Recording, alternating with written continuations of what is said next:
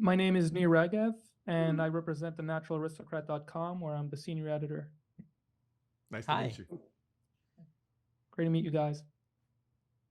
So I want to start off by mentioning a talk that Robb had about 6 years ago at Indianapolis University. And he was talking about the first time he met Charles at his house and how, that house later burned down, but that his work will never burn, that the legacy will always remain, even no matter what happens to property and so forth. And I was wondering, especially because he lent Franklin that Armstrong name, what it means to you guys to carry on this legacy, especially your father's legacy, Craig. And yeah. Well, Rob, you want to answer that one? It was devastating. Well, first of all, I'm very close to the Schulz family. Jeannie Schulz, Charles Schulz's widow, is a friend of mine. Sparky Schulz was a friend of mine. Craig is a friend of mine. Brian's a friend of mine. I hear about a fire breaking out in Santa Rosa. I'm thinking right away, I hope it doesn't hit the Schulz family, and it does. It was just absolutely unthinkable. I'm hoping nothing happens to Jeannie, and nothing did. Nothing physical. But she was hurt in a kind of emotional way, maybe even a spiritual way, by that fire. It was devastating. I've been to the new place, and it's very nice too. But there was something about Sparky having been at the old place. There was something about his presence there. His spirit was there. And I'll never forget walking in and seeing one of my, again, he had a framed original of mine sitting next to his favorite chair. And it's gone. I mean, I can't, I don't know why you asked. I'm about to bust out crying. It's gone. It is gone. But it's not gone. He's not gone. Sparky Schulz has gained that rarest of things called immortality. Peanuts can't be destroyed. The most devastating fire in that part of the country's history did not destroy his legacy. Just some paper, just some things. And his widow was not hurt. And I had to get over all my fear and anxiety when that thing hit, and I realized how much went up in smoke. We're talking about a lot of stuff. But I had to get over it. She was protected. His legacy will always be protected, because what are we doing? We're carrying it forward. This Peanut special, this Franklin special, is the keeping alive, is the immortalization of Sparky Schulz. More than it's a story about one of his characters or whatever.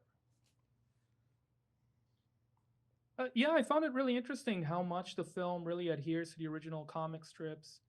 And were you essentially trying to just kind of fill in the gaps of his story that, Charles started originally in this film? And I think you have to hypothesize where he would have gone with the character had he had enough room to kind of run with it within the comic strip, which you really don't have. We only got 4 boxes. You can only do so much. So it laid upon us to really examine what we would have interpreted, my dad would have interpreted as Franklin's journey from the inner city to what we hypothesize is, the Peanuts neighborhood somewhere in the Midwest. And we did that by exploring different ways. Then you had to take it upon yourself to explore, how would these two kids come together? What is going to bring two strange kids together and bond them? And we had discussions about them, building a tree fort together, doing some other kind of project together. And then we hit upon the soapbox derby, which is kind of sort of universal, especially to the Midwest and so forth, and how that would bring them together at sort of a neutral place. And within that journey, they would discover who each of them are and go and build upon that relationship. Midway through this movie, there's that kind of, I won't say exactly what happens, I don't want to spoil anything, but there's this one sentence that stayed with me where Franklin says, "Oh, the lemonade girl was right about you." And I found it really interesting because it just like, even though Franklin throughout the movie doesn't want like, a preconceived notion of himself, like, I think we just have like this thing where when everything's going well, then we try to be open, but then the moment something went wrong with, that character, then he starts like thinking to himself, oh, maybe she was right. And he starts like thinking about the bad things. Why do you think that is? And I thought that was really the high point of the film. So You Well, know, I think what's interesting in the film is that, number one, as the viewing audience, most of us know what each of the characters are about and their background stories. So for me, when Franklin refers to her as the lemonade girl, number one, I thought that was a very funny line I came up with and continued the show. He doesn't call her Lucy, he refers to the lemonade girl. But again, he doesn't know any of the characters, so he comes in basically almost blind, and he can accept them for who they are at that moment in time, especially Charlie Brown, because Charlie Brown has this whole history that he doesn't know about. So he's very accepting of Charlie Brown. He's very accepting of everybody else, even though they are strange. The kid with the blanket, he's sitting in a pumpkin patch. You got a dog on top of a doghouse, and you got a girl sitting in a psychiatric booth that he doesn't quite understand.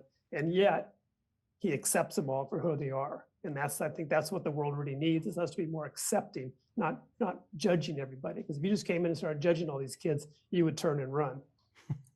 that moment in the show was really important too, because it was the first time we get to see Franklin not being perfect.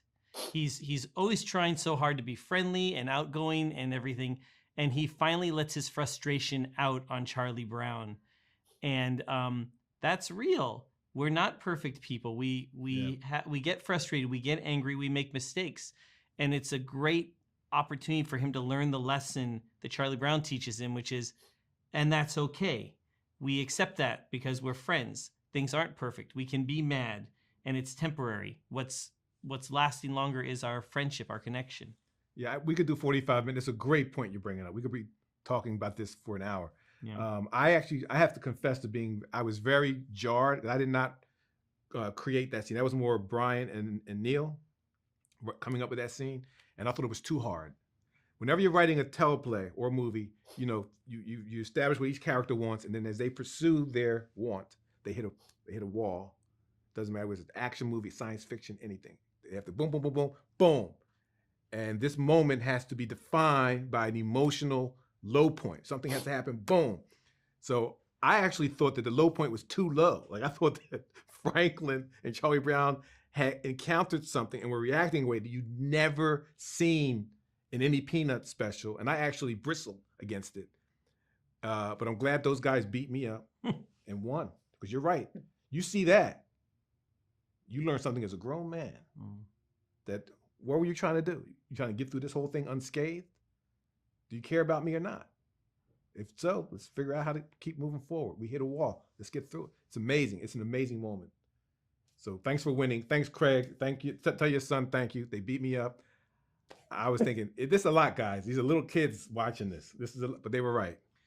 Kids have those experiences, so that's great. Absolutely. Well, and the rebound is almost instantaneous. I mean, after that breakup, then you see them come back at night with the flashlights and they bond again. So it's not like you're not in that moment very long. But Brian is all about. Yeah, and Charlie Brown knows all about emotion. That's what and Charlie Brown knows, I'm mad now. I'm gonna go away so I can think about it, calm down, and then I'm gonna come back. And he teaches Franklin that too. Yeah. It's like that's what friends do. It's okay to get mad sometimes. Yeah. Thank you, Nair. Thanks, guys. I just want to say the music in this film was excellent. Whoever you chose for the composer for this, I really enjoyed it. The whole jazz, it was so classy. Oh, I just want to say quickly, that was Jeff Morrow. He's been the composer for all these specials, and I agree for this one, because Franklin has this more sophisticated taste in music, and he likes Coltrane and stuff. He worked harder to make the score, even though it's still jazz, like always, a little bit more sophisticated jazz, like kind of more like the kind of jazz that jazz players listen to. And I love that he could do that. Thank you so much. Thanks, guys, appreciate it.